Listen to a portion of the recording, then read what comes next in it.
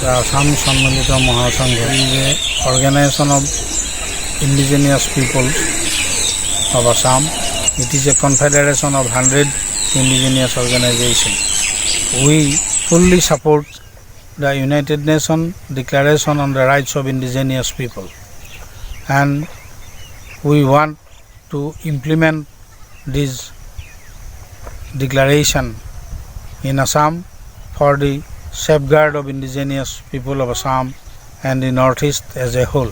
And for this, we submit a PIL in the Supreme Court and urge the court to issue an instruction to the Government of India for implementation of Undrip in Assam.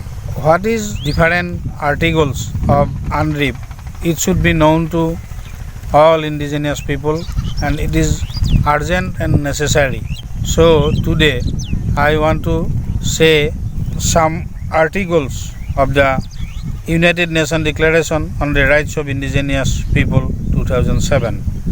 India also voted in favor of the declaration on 13 September 2007 at Geneva with 143 countries of the world.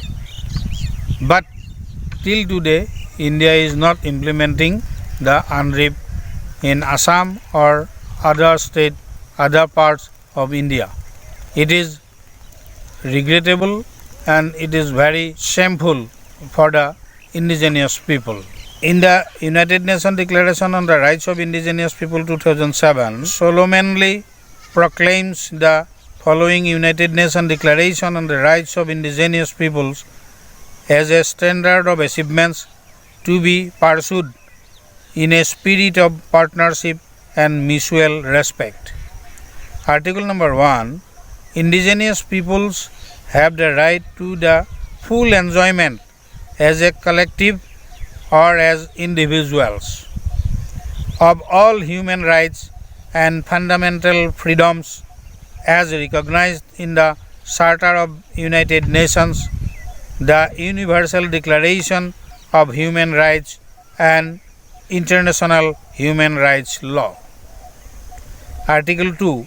Indigenous peoples and individuals are free and equal to all other peoples and individuals and have the right to be free from any kind of discrimination in the exercise of their rights, in particular that based on their indigenous origin or identity.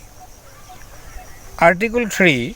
Indigenous peoples have the right to self-determination. By virtue of that right, they freely determine their political status and freely pursue their economic, social and cultural development. Article 4. Indigenous peoples, in exercising their rights to self-determination, have the right to autonomy or self-government in matters relating to their internal and local affairs, as well as ways and means for financing their autonomous functions. Article 5. Indigenous peoples have the right to maintain and strengthen their distinct political, legal, economic, social and cultural institutions while retaining their right to participate fully if they so choose in the political, economic, social and cultural life of the state. Article 6.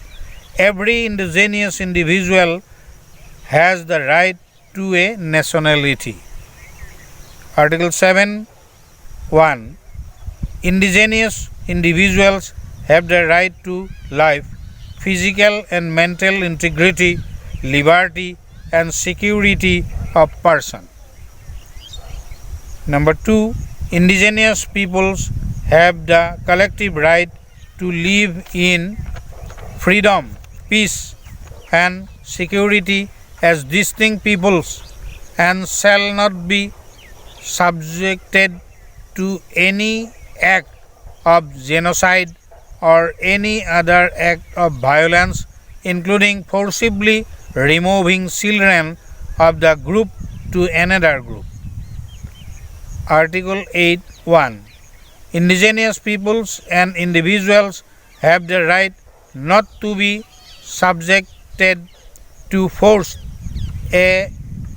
assimilation or destruction of their culture. 8.2. States shall provide effective mechanism for prevention of and redress for an action which has the aim or effect of depriving them of their integrity as distinct people or of their cultural values or ethnic identities. B. Any action which has the aim or effect of dispossessing them of their lands, territories, or resources. C. Any form of forced population transfer which has the aim or effect of violating or undermining any of their rights. D. Any form of forced assimilation or integration. E.